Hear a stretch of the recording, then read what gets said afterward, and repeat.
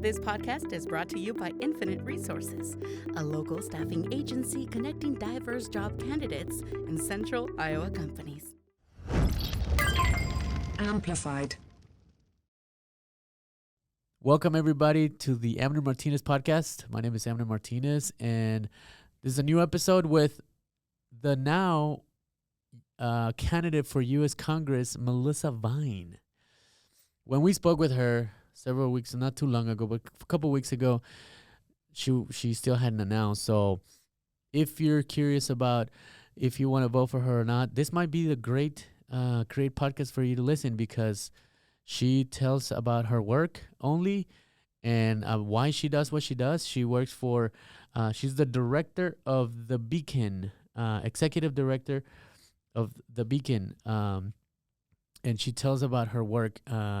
She tells the stories about the women that she's helping. And so I just think this is a very interesting podcast, because I've interviewed some politicians in the past. I interviewed the mayor of Long Beach a few years ago, the now mayor Connie Bozen, and other candidates like Josh Mandelbaum, and usually politicians are always on the politician vibe, and but this conversation with Melissa, she's not.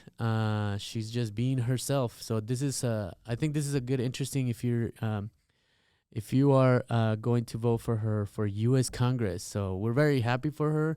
She's worked really hard, and I'm sure we're going to see her again here on the podcast as a candidate, Melissa Vine, for U.S. Congress. So share this podcast, comment on it, give us your thoughts, and hope you guys like it. This is Melissa Vine with on the Amner Martinez podcast. So thank you for joining me, Melissa. Happy to be here. I know you did a podcast with Shaima a couple years ago, and I've been wanting to talk to you. And I saw you doing a presentation. I was like, it's time. So because your type of work is you're working with women that are in a work release program, or what is the Beacon?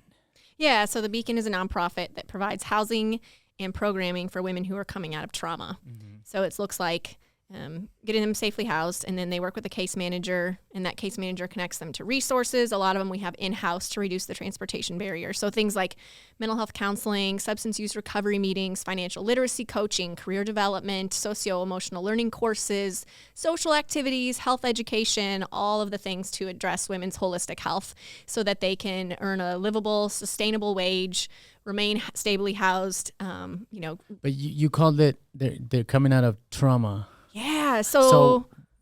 But in the public is jail, prison, right? Most of our clients are coming directly from the Mitchellville Women's Prison. Okay. Historically, that's where most of our and clients have come from. And the Beacon is trying to change the process. It's trying to. Is there like a system shift that the Beacon is trying to do? Because I know on your presentation you said it costs. Mm-hmm. How much does it cost the state?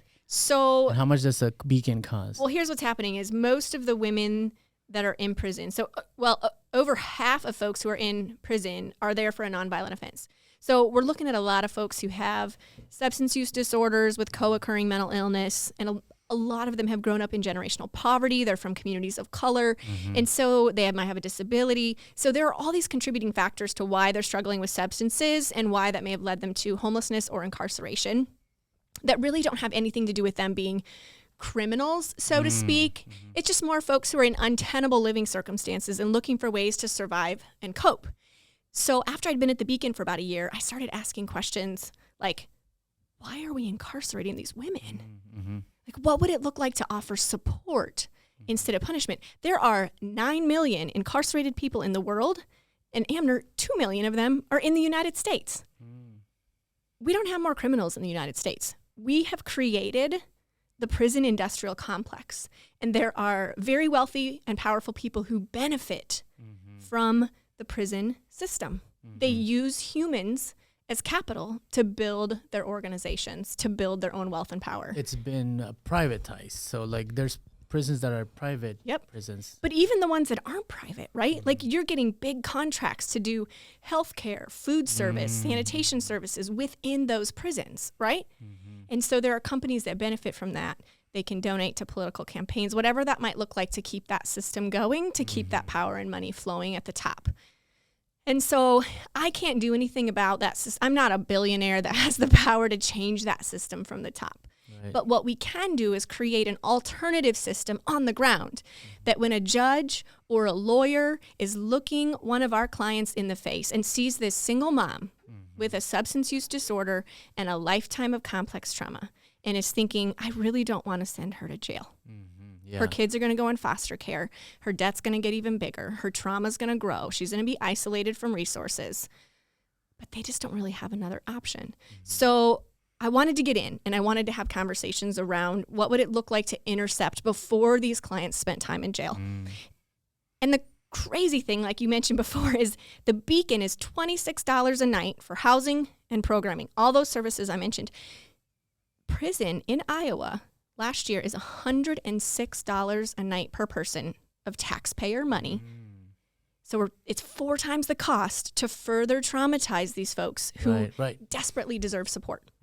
And so I was having trouble getting the conversations, getting a seat at the tables where the conversations could happen. So I sort of last minute took the LSAT as sort of a Hail Mary, so to speak, and it went well. So Drake Law offered me a full ride to law school. Yes.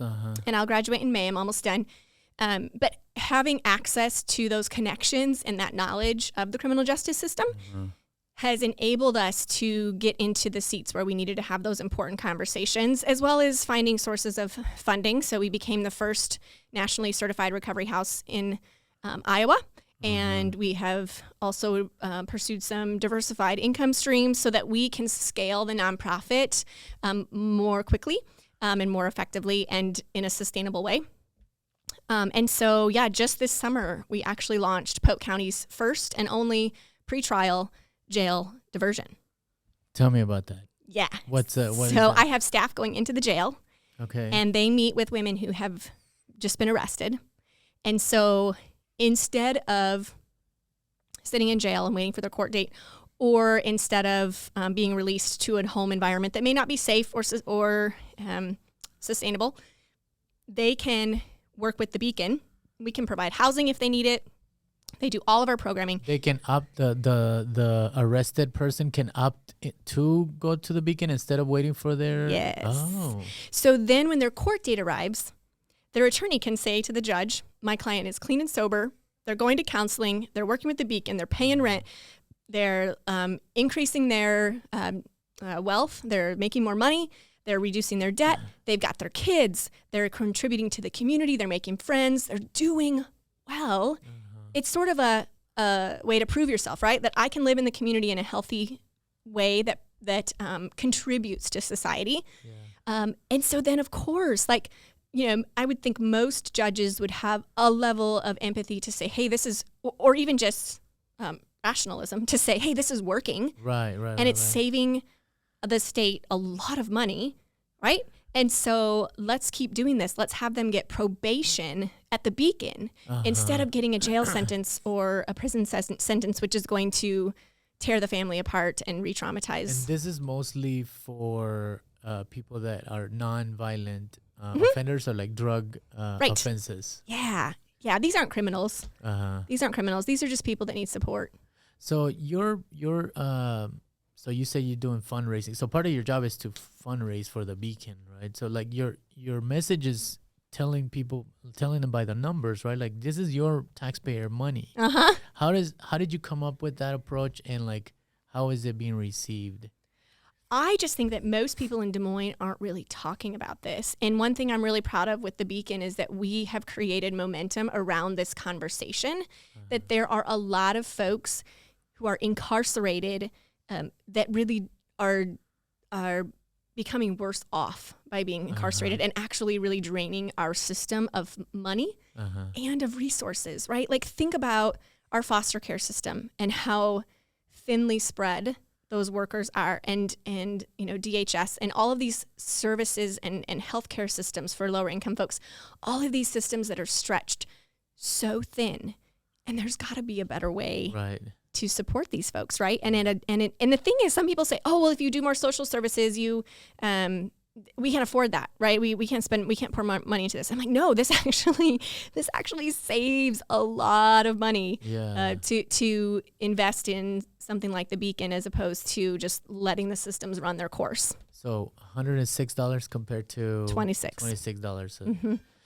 So are you also part of the, or is there any work that you do like to lobby or for legislation? We have not gotten into that space yet.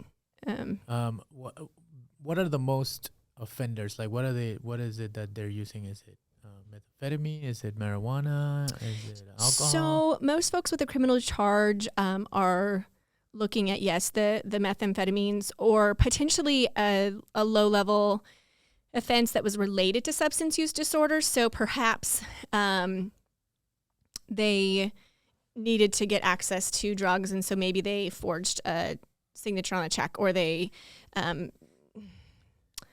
maybe they stole something, or maybe they were selling something, right? And for a lot of times when it's a woman, we also have to talk about the intersection of domestic violence, because we have a lot of folks who are in a domestic violence relationship, and it's either, hey, you go meet this guy at this corner to exchange this drug for money, or you're going to get beat up, right?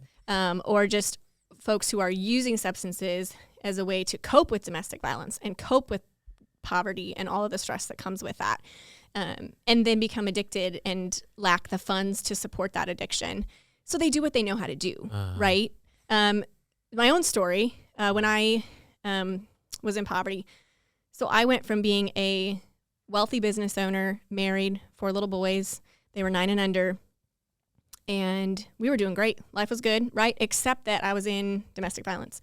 And so as that increased over time, eventually the cognitive dissonance in my head between what I believed to be true, because I at that time believed that divorce was wrong, that it would be sinful for me to get divorced, but I also was experiencing an increase in stress and to the point where I was becoming ill, and I didn't really know why. But both of those things could not both exist in my head any longer. So I had this implosion, and I had to choose what side. They couldn't both stay there.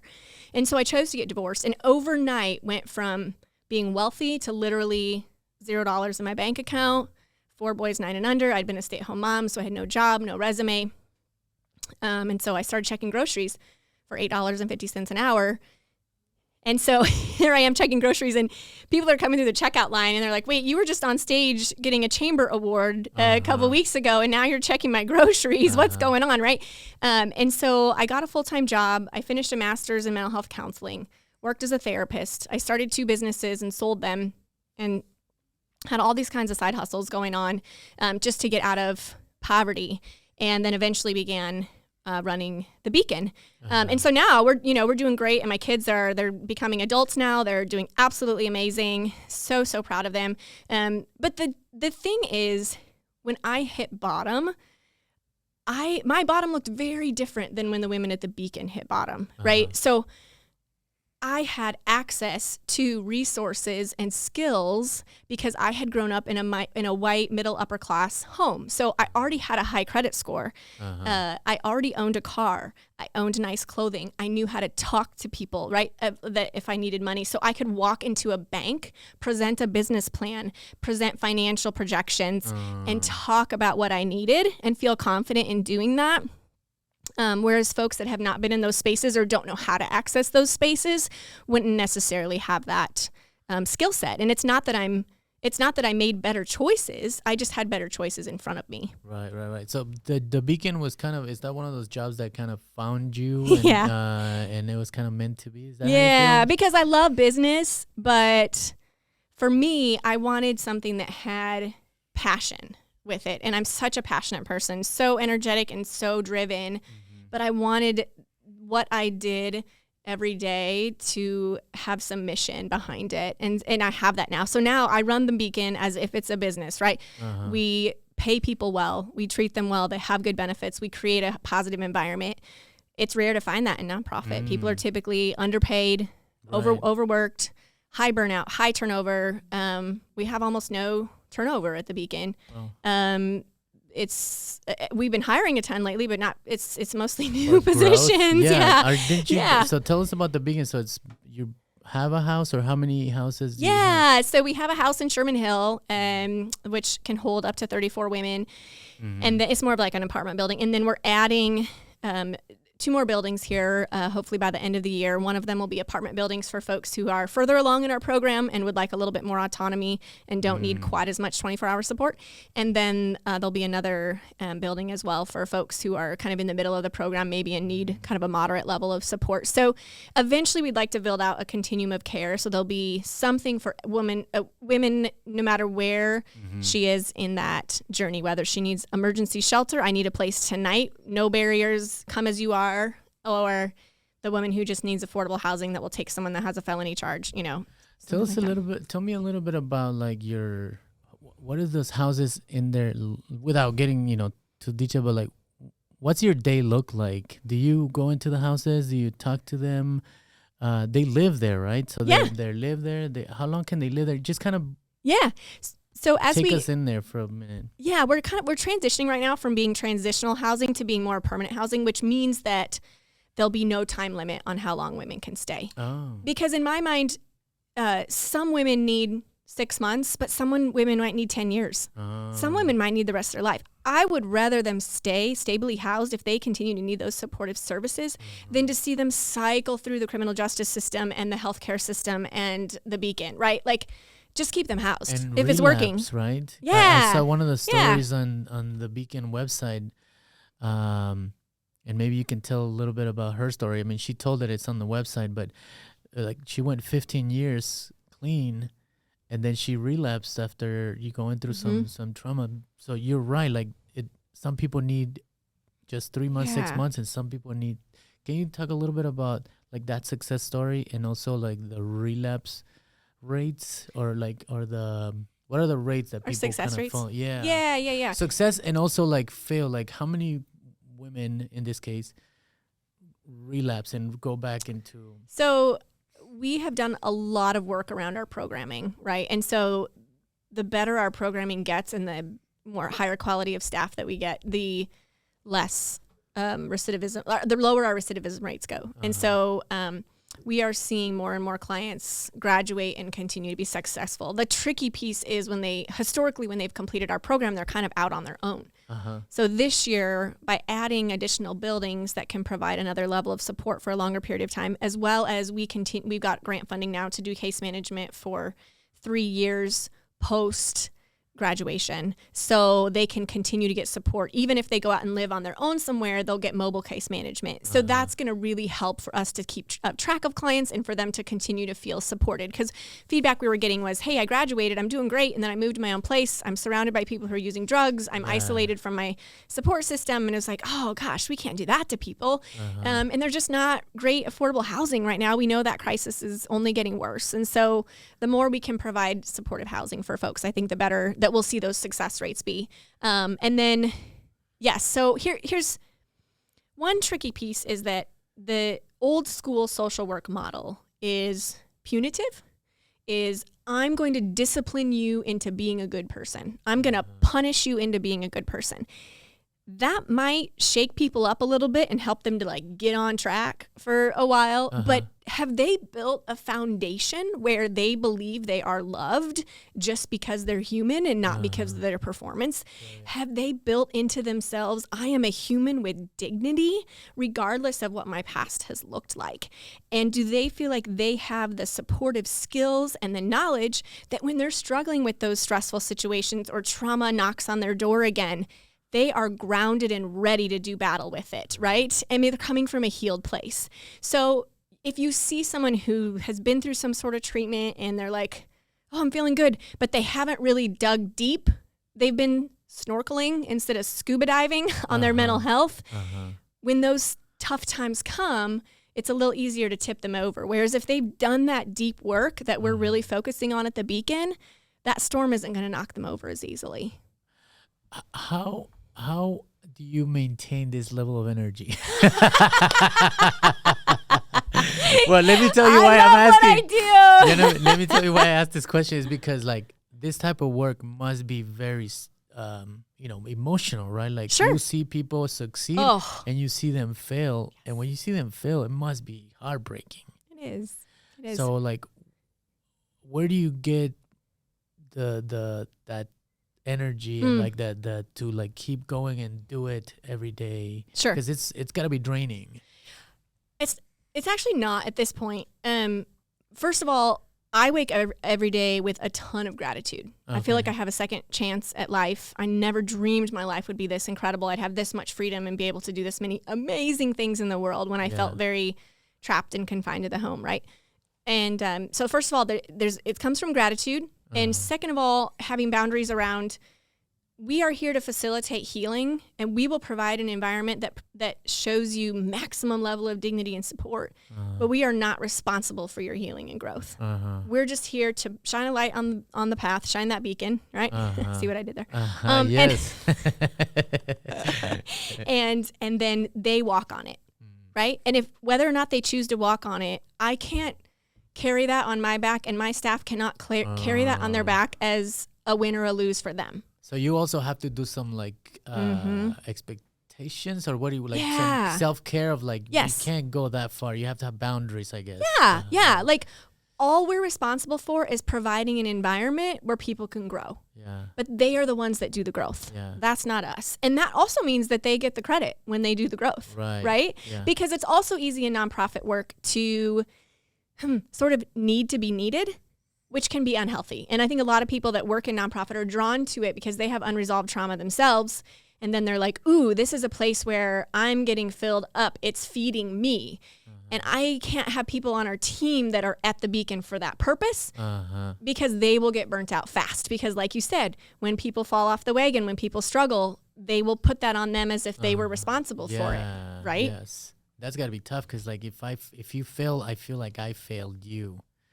And that has to be, there's some businesses that you got to like learn how to dust it off. And part of it is knowing my staff is well-trained and in evidence-based practice, trauma-informed care, strengths-based approach, equity-centered care, and we regularly do more and more training and support for each other, right? And so I trust that they are providing top-notch care to our clients. So when someone struggles, my first thought isn't, what did we do wrong, or what did that case manager say to them that set them off or didn't do, or whatever. Now, certainly we can always be learning and growing. We love getting feedback from our clients on how we can improve our program 100%. But yeah, it can't be on us. Can you tell when somebody is like, they're going to make it or they're not going to make it? Like, you get surprised a lot. You get surprised. Yeah. And most of the women, when they come into the beacon, there's two typical stances. Most of them have a very closed off stance. No eye contact, shuffling, head down. They don't trust people, right? And they've been in circles where they were treated in condescending ways or people didn't trust them, right? We assume that we can trust everyone that comes through our door. And we tell them that. I'm going to trust you. If you break my trust, we'll have to rebuild that. But I'm going to trust you from the get-go that you know best what you need and that we're just here to support you, right? And then other clients come in and they attach quickly. These are both trauma responses.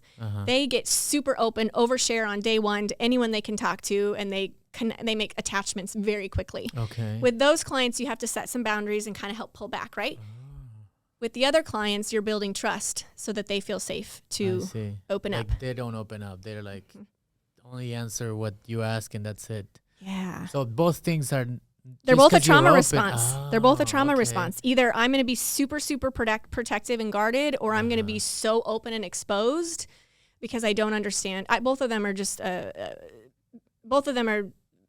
a trauma response. The analogy that I use is, let's say you were going to a swimming pool and it's 70 degrees outside. So you're like, water might feel cold. The people who trust easily and just overshare and open up right away, then this used to be me, right? And I can still do it sometimes, but they'll go to the deep end and they'll just like flip and just jump in and go under. And then a lot of times you're like, oh, that was cold, right? Woo, that was someone I couldn't trust. And I just exposed my whole life to them and they didn't respond but they're so used to doing that and to not getting valuable feedback that they keep trying again and again, right?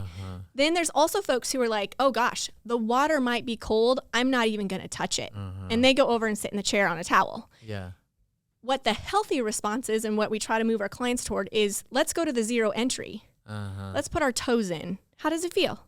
Okay, that felt okay. Maybe that's hey, how's your day going, right? Something simple. As you build trust, you're getting a little deeper and deeper into that water. And you figure out with every relationship you have in your life, how deep into the pool can I go with this person? I have some friends and acquaintances in my life who it's like, I'm only going to go knee deep with them. I'll talk about certain things, but I'm not going to expose myself in any kind of vulnerable way because they're not somebody who will respond in a validating or empathizing way. And then I've got those folks that I trust the most. You know, my best friend, some of those close friends that you can swim laps in the deep end with them. And there's a lot of trust there. So you're teaching them that you don't jump to the deep end right away. You got to measure. And not everybody's the same. But then also the folks that want to sit on the sidelines, that we want to help them get to a point where they can put their toes in the water. And I tell them, I said, I understand why you're so guarded. You have let people in and they have hurt you deeply. And so you want to lock up those walls, right? And I said, I'm just asking you, could you just crack open the window and let just a little bit of love in? Let us care for you just a little bit and see how that feels. And if that feels good, if that feels healing, maybe you just open that window a little bit more. Yeah. So you see people from when they're graduating, that must feel amazing. So we have a graduation party in June and we celebrate everybody who's graduated in the last year. And for a lot of folks, this is the first time they put a graduation hat on. Is that the cake gala? No, that's our fundraiser. Okay. And they used to kind of be celebrated there, but this is something separate now that's substance free, and they can. It feels more culturally appropriate because it's something that's more it's more casual. They kind of know what to expect. We're gonna have a picnic in a park, play some yard games, and hand you a rose, give you a hug, and eat some cake. Right. So it just feels a little bit more emotionally safe for something social. But yeah, I mean, so for a lot of them, this is the first time they've put a graduation hat on, and I tell them, like I just did this year. I said this is a bigger accomplishment than graduating from high school. Yes. Like, think of all you've been through and that you made it to this day. The program is not easy, right? You have lived your life in a certain way, and we're asking you to completely change your habits and your patterns and to grow as a human and to heal yourself and open yourself up to people. And that is no small feat. Life milestone. Yeah. Life graduation, life milestone. So you do a lot of things. Right, like so you do speaking. Yep. You are gonna finish your my law degree will be done in May. Yep. And you run the Beacon. What else do you do that we should know about? What else do I do? Well, you're a keynote speaker or you're a speaker. Yeah. Tell us about that and how did that come about? Well, that was one of my side hustles. Honestly, when I was trying to get out of poverty, was I started speaking, and it's a fairly lucrative industry, but it's also a heavy lift to market it. So I was just getting rolling on it, and then COVID hit. So I kind of stepped back a little bit and haven't been as proactive. And especially then when I started law school, it kind of just became like it's there if someone wants it, but I'm not going to go pursue gigs right now because having a full-time job and being a full-time student and a single mom, right? So it's like, oh, okay. So what is the most like your role? Where are you most effective? Like doing the fundraising or being at the Beacon and being with. So I'm not doing a lot of the direct client care. So there's a socio-ecological model, and in the center of it is the individual and individual work. That's what I used to do as a therapist. And while I don't mind hearing trauma and that doesn't burn me out, one-on-one work does not fill my bucket. So that's what burnt me out. And so I need to hire people where that's their favorite spot is that middle circle because you want case managers who love to see individuals change, who thrive on seeing individuals change. I prefer to be further out on the socio-ecological model. So picture concentric circles, and I'm further out, and mine is more in the organizations and organization to organization collaboration. That's where my bucket gets full. And so being able to change systems, for example, jail diversion, I get more fired up by changing that system rather than working with an individual. But it takes change at every single level in order to change communities. You have to have people working with individuals, and you have to have people working in families and communities and in organizations and laws and policies. All of those circles need addressed. If you had a magic wand, what would you like change or what would you create to make this society better, like in the within the realm that you work in? Yeah. So I think there's this assumption that people who are poor because they are morally less than in some way. Either they're lazy, or they've made bad decisions, or they're just trying to cheat the system, whatever it might be. And so I think to change people's perspective on that and to help them understand that people are typically in poverty because they grew up in it and they don't know where other paths are. And while there are some random individuals, some outliers who will figure out that path, most people do not, unless they have someone to mentor them and show them that path, or unless the systems change where we don't keep marginalized communities even further. And so I think the first step is just education, just educating people on, so for example, when I do presentations, I do the ACEs test, Adverse Childhood Experiences, because if someone has a low score on the ACEs test, which most middle and upper class people do, they only have a 1% chance of experiencing homelessness in their lifetime. What is the ACEs test? Can you tell it? So, I mean, you can Google it, but like it's there's a lot of questions. Things like, have you ever had a parent in prison? Was there physical violence in your home? Did you lose a parent? Were you molested? So it's all of these questions of childhood trauma. But the thing is, it's all things that happened to you and not things that you chose. Oh, yes, but yet they contribute to the rates of homelessness, the rates of incarceration. 78% of people who are incarcerated have an ACEs score of 4 or higher, compared to 15% of the general population, right? So that is a really clear statistic that this childhood trauma is paving the way to prison, and not because of a choice that child made. Right, they never had a choice. Things that happened to them, right? Yeah. And so I think the first step is just educating folks, which is what the Beacon has really focused on doing through our social media, through when I'm out and speaking in the community, is to educate folks. That's step one. And then I think that then obviously the step two then is to redistribute resources and wealth. So we see the wage gap getting bigger and bigger, right? The poor are getting poorer and the rich are getting richer. I mean, COVID was just a perfect example of how, most people came out of COVID in a worse financial position, while the CEOs of these, $1 million, $1 billion companies came out much richer.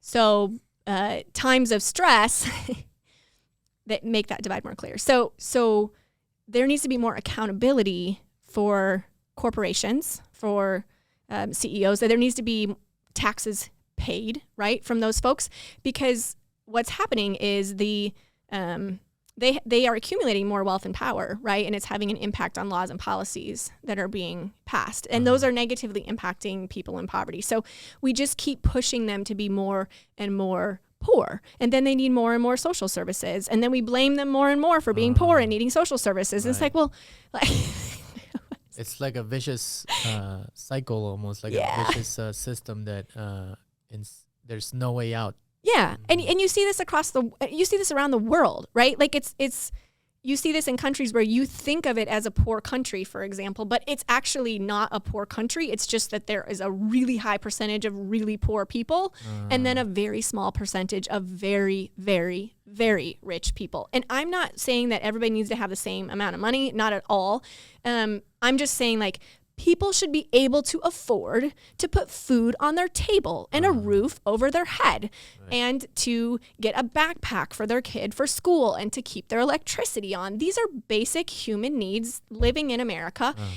And it doesn't make sense to me that we think, well, those people should just be getting 2 jobs or going back to school and working. That's not feasible when you're in poverty and you've got kids to take care of, because then you've got bigger childcare expenses. And And on your research, you because there's a disparity, right? Like, this has affected more people of color, African American. Can you talk a little bit about the communities that are being affected the most? Yeah. So when the war on drugs happened a couple decades ago, it disproportionately impacted women and people of color, because it really cracked down on those low-level offenses.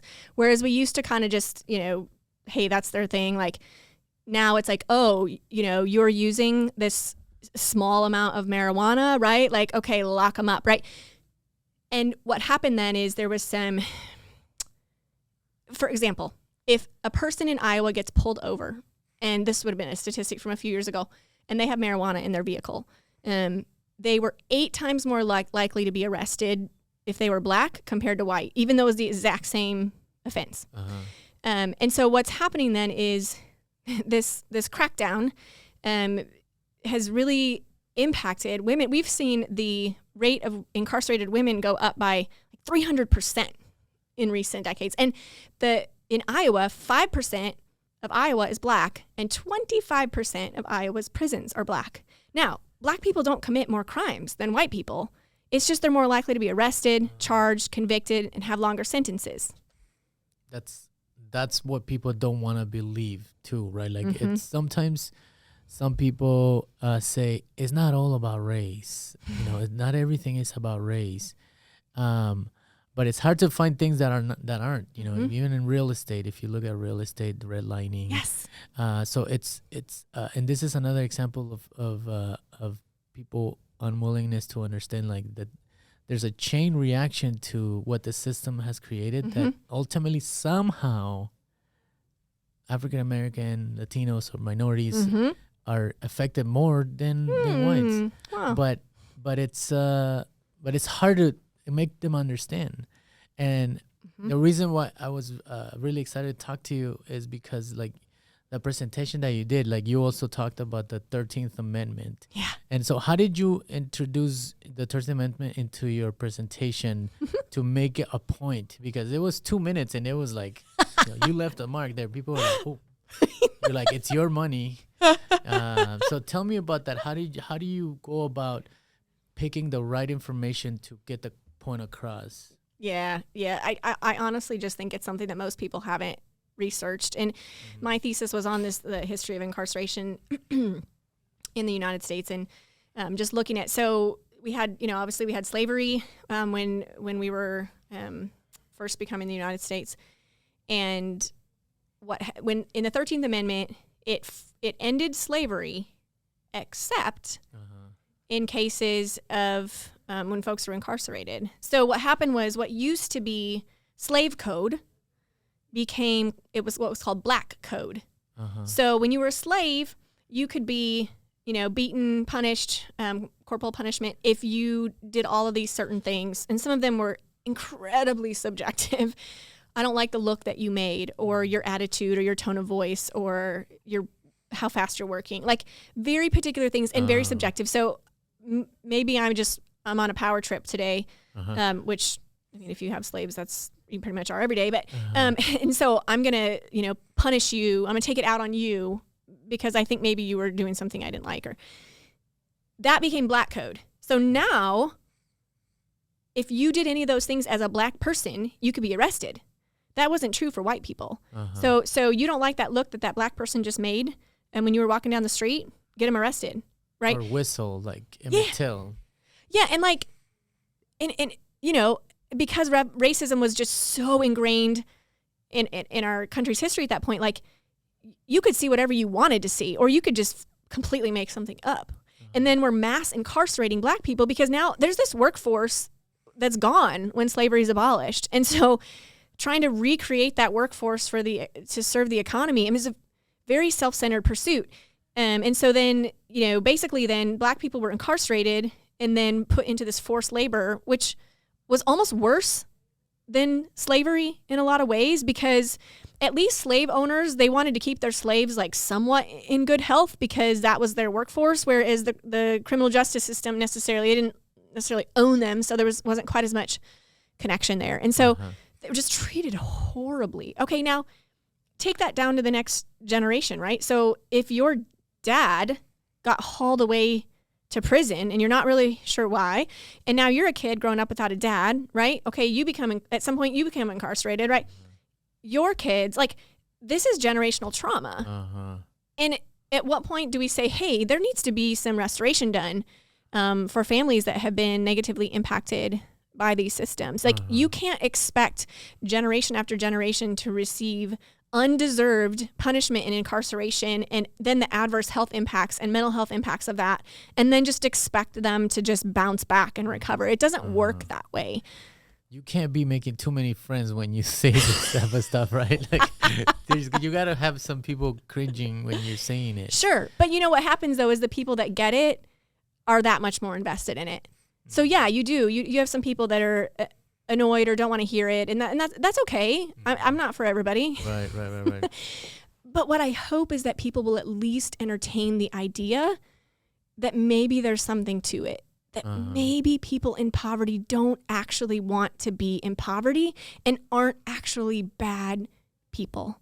Because I tell you what, Amner, those women at the Beacon work harder than most middle and upper class women that I know. When we come to open the doors in the morning at 4:30 a.m., we have half the house at the door waiting to go out the door and get on the bus to get to work. Because their shift starts at 6 o'clock and they have an hour bus ride, right? They do their shift, hard labor, whatever it might be, they're doing hard work, and then they ride the bus for an hour home, and then they go to their recovery meetings, their mental health counseling appointments, they work on their finances, they meet with their parole officer, they meet with the case manager. They are working so hard and want something more for themselves so badly. Right. But they're starting at such a disadvantage, right? Like a lot of them have a GED or maybe just a little bit of college or something, right? And they've got mounting debt. And then when you have to go through the criminal justice system, obviously that debt increases. And so they're trying to climb out of a really deep hole with not very much income. And so, gosh, you will never see a harder working group of people than you will find at the Beacon. And what's interesting is that, some people go to prison for nonviolent crimes. And then when they get parole or when they get released, for them to succeed is also a mountain to climb, just to not go back because of all the requirements that they have to get. Oh, yeah. They can't get employed because they have the background now. 60% of jobs aren't available to you if you have a felony charge. That's crazy. You can't get government subsidized housing. Right. Like, there's so many things stacked against you. Yes. Yeah. Yeah. How do you, what's your vision? Like, what would be in a utopia? what would it look like for people to? You pay your dues to society, right? But do you really owe dues if you have a substance use disorder? True. So you're taking it before that, right? Our criminal justice system has become a mental health institution, a substance use treatment facility, and it's really bad at both of those things. But we hide our social problems, right? Okay, I don't want to see it. Lock them up. I don't have to see it. I don't have to think about how many people are actually in poverty right now, how many people need mental health support. There are people, lots of women in prison today that cannot be released because there is literally nowhere to release them to. They might have schizophrenia, dissociative identity disorder, and they don't have a friend or family that wants to take them, and there's no facility for them to go. So they're literally living out the rest of their life in prison with their mental illness. They're getting locked up in the isolation box by themselves for most of the day, every day, because they're just not getting the support that they need. I can't sleep at night when I think about that. Yeah, that's crazy. Mm-hmm. So how big do you want? Do you envision the Beacon getting? Or what would? Yeah, like. Because wouldn't it be just financially wise for the state? Yes. $26 to $106. The goal would be to eventually be a line item on the budget. So reduce the prison budget, increase budget for places like the Beacon. What are the odds of that happening? You're an entrepreneur. You dream big, right? Yeah. You have to, right? Yeah, but doesn't it feel like a unwinnable battle sometimes to you? Days. Do you doubt it? What do you do when you doubt? When I doubt, ooh. When doubt creeps in. Oh, that's a good question. I let myself sit in it. I don't feel like I have to rush through it and try to go into this space of denial and tell myself, oh, everything's okay. Nothing's hard. We got this, right? But sitting in it, same you would with grief, disappointment, frustration, to allow yourself to feel the feeling. And work through it. And it seems like those things pass after a while, right? You'll have some sort of success happen, or you get a new grant, or you get a new building or funder or something, or you hear a client story and something like pops you out of it and just reminds you of your why. You know, how can anybody that's listening, you know, maybe there's some big time CEO or somebody with a lot of money or that, how can they help you then? Just so there's a place on our website to donate or to fill out a volunteer application. My email address is on there, director@thebeacondm.org. You could email me directly.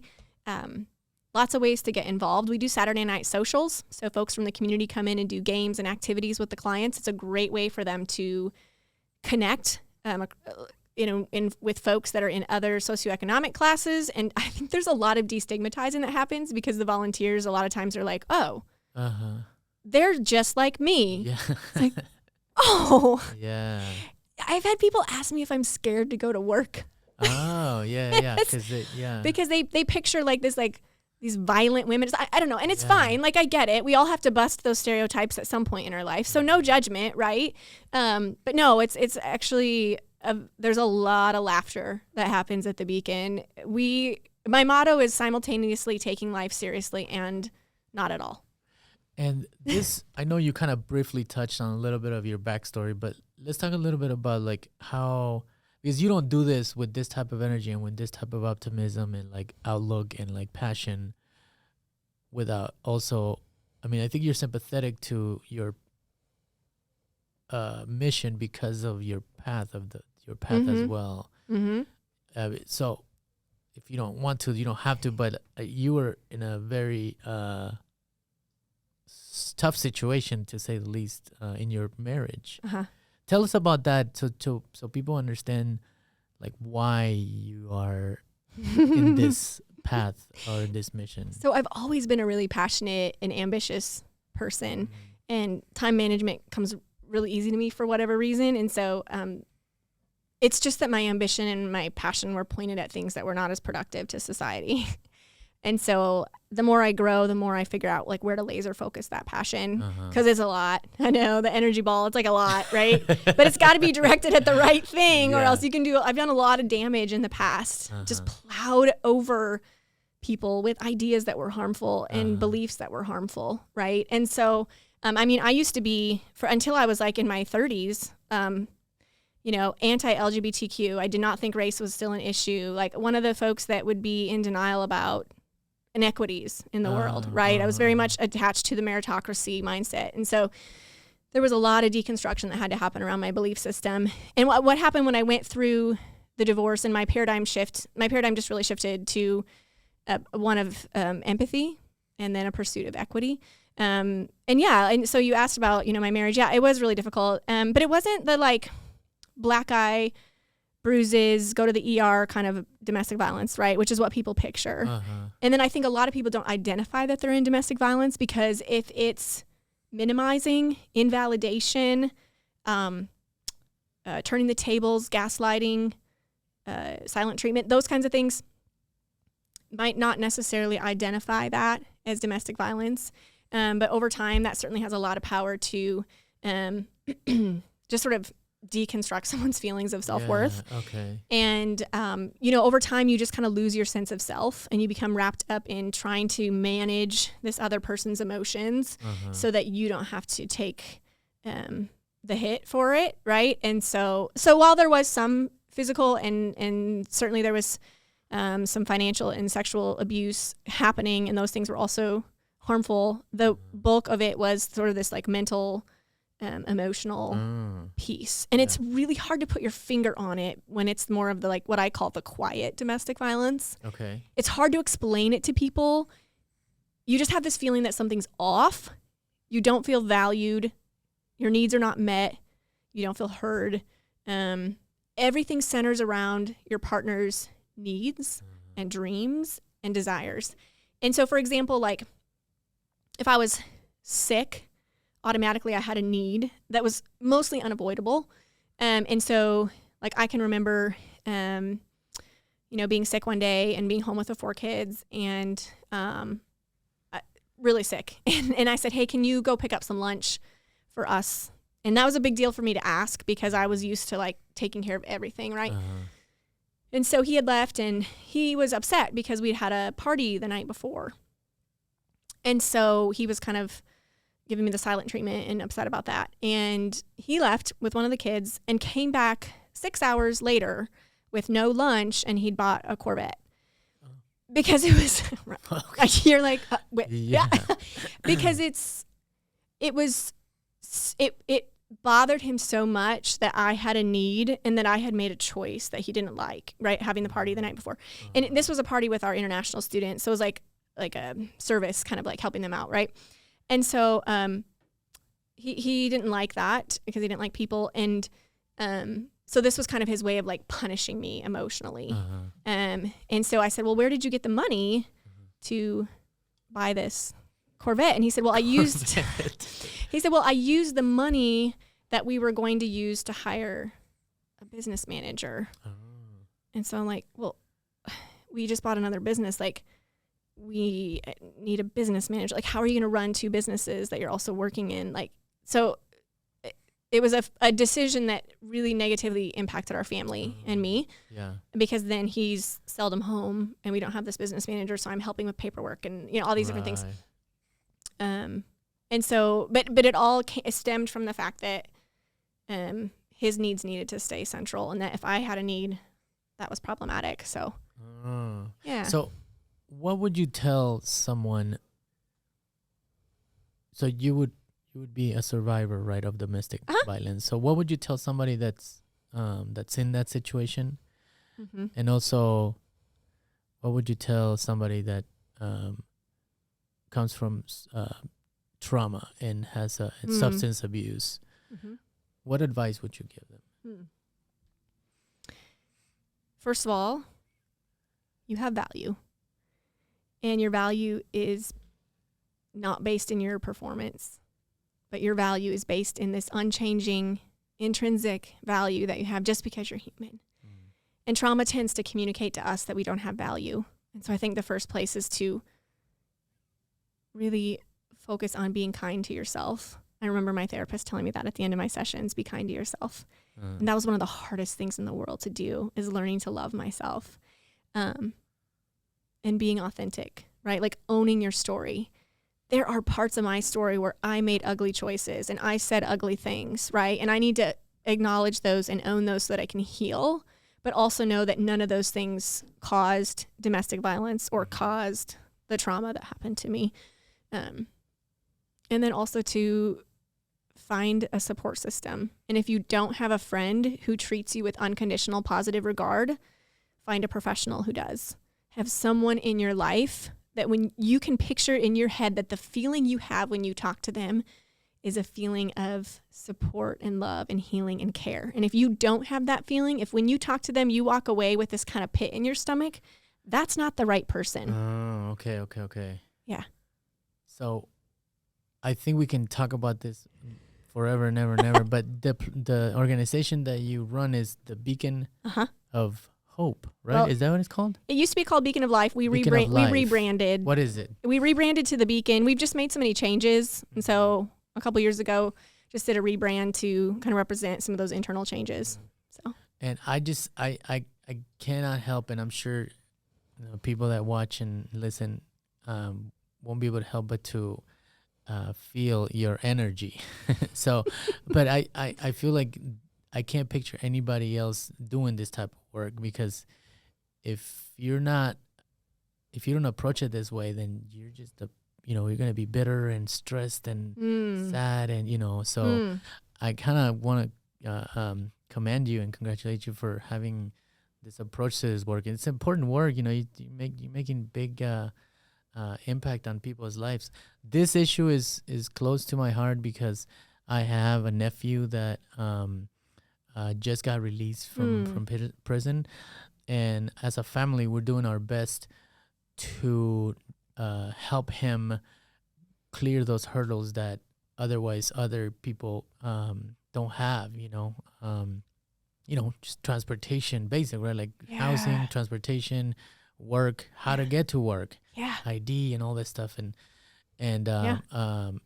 we're just it's like everybody, 4 adults and a bunch of young adults we're all like teaming up to make sure that he has the support. But I can I can't help to think about people that don't have it. Mm-hmm. You're like, oh man. Like, yeah, just think about all the things you have to do. If you get out of prison, Yeah. you can't just go get a job. You don't even have an ID. You don't have Yes. health care set up. You don't, like, there are so many steps before you can even get a job. Right. And then you still got to go to meet your probation officer, do some And mandatory then you have classes, no all that stuff. money and you have to get Yeah. on the bus and you don't, like, how do you get bus tokens? Yeah. And then your job, if you get one, Uh-huh. somehow, how much does it pay? Yeah. Right? Because you just said you have only 60% of the jobs are not available to you. Right. Because you're a felon. So, yeah, it's just all these hurdles. I'm just like, man, what if we were not here?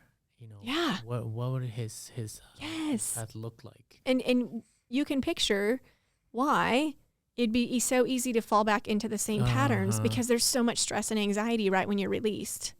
So, so people go back because it's just kind of like, I gotta get some money. I'm gonna go steal something, and I'm now so I gotta stop so drinking 'cause overwhelmed, right? And I used to picture in my naivete and privilege that someone being released from prison would have this huge feeling of like freedom and relief.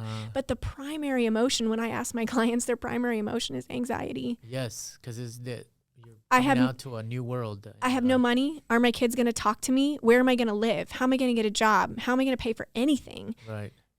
That's not even talking about like the trauma that was created in Yes. prison Yes. because you're like in a 8x or 10x10. Yeah, a lot of our like clients are institutionalized. If they were in prison for a long time, they walk in squares. They have a hard time with having space and openness. And we've got clients who have been incarcerated because maybe they killed a partner in self-defense and then took a plea deal because they weren't sure they could afford a good enough lawyer to fight it for self-defense. So they took a deal where they had to spend a few years in prison after being victimized by domestic violence to the point that they had to kill their partner to stay Right. alive. And Yeah. now we're going to lock them up for 5 years. Make it make sense. Yeah. So thank you for what you're doing with your nephew, though. I mean, Yeah. that's really cool. It's like you're doing like a mini beacon for your nephew. Mini beacon. There you go. Yeah, we're just trying to help, just be the support system that other people wouldn't have. And it's he's very grateful and he's, Aw. staying straight. But, you can't help to think of like, man, there's people that Oh, don't yeah. have it. So, And you see his potential, right? yes, You can see it, right? Yes. And then Yeah. once you see it, then they start to see it themselves. Yes. And then that's the Yes. success. You So- hit right on it. Exactly. So volunteering, donating, Mhm. you have the cake gala Cake coming out. up. Mhm. Yep. And that's a fundraiser. Yep. So people can go to the website. Yep. Mhm. What is it? TheBeaconDM.org. Beacondm.org. Yep. And Yeah. volunteer. Yeah. Some people like to do like a supply drive. So we have a list of supplies you could do and do a donation drive at your workplace or with your friends.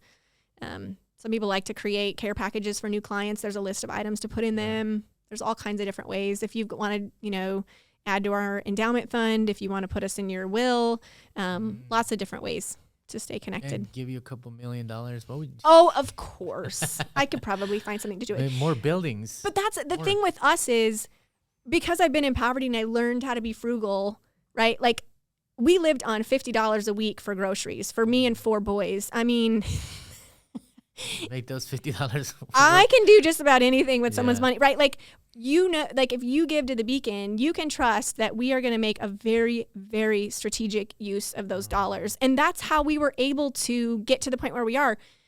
When I got there, we cut our operating expenses by 20%, put it into staff compensation. Our staff pay increased by 43% in the first year of entry and mid-level staff. And then we added 100% medical insurance, right?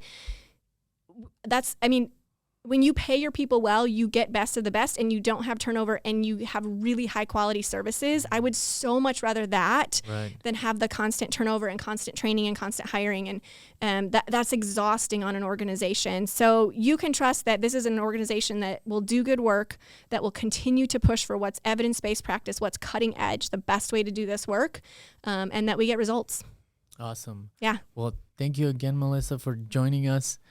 Now I know whenever I need a jolt of energy, I'm just going to call you.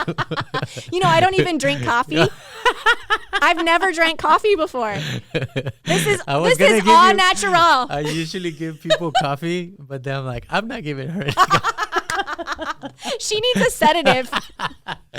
Well, thank you again. I really appreciate you coming. This was so fun. Yes, Thank yes, you so yes. much. All right. Thank you. This podcast is brought to you by Infinite Resources, a local staffing agency connecting diverse job candidates in central Iowa companies. Amplified.